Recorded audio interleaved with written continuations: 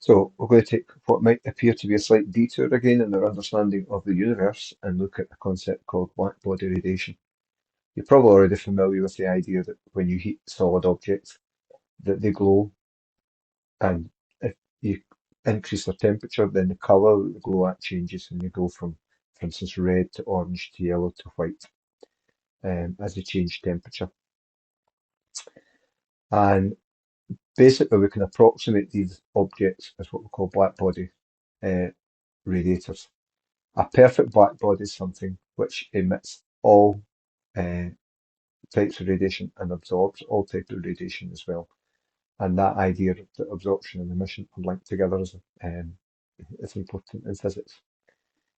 But basically, what we find is that you get different distributions of energy across the different wavelengths, depending on the temperature of the object. And a wee bit of familiarity with these graphs will help us understand some other data about the universe. And so for a particular temperature, what we find is you get a particular peak wavelength, and then you get a fairly standard sort of curve, which curves up a bit more steeply than it curves down to the right. If I can change the temperature here, so it started at 1500, if I increase the temperature, then we see we get a similar sort of shape to the graph, but there are a few differences. Peak wavelength shifts to the left as we increase the temperature, i.e. the peak wavelength decreases,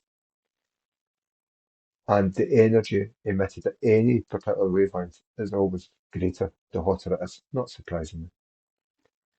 So if I take really hot objects, then the curve might look like that. If I go colder than that initial 1500 Kelvin, then what we get are graphs which similar sort of shape still, but the peak wavelength has now increased, it's moved to the right until we get those sorts of shapes.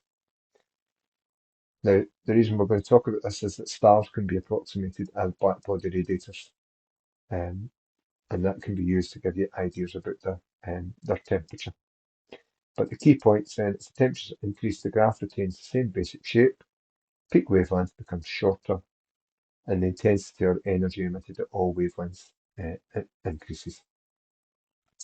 You might also hear this referred to as thermal distribution or thermal radiation rather than black body radiation.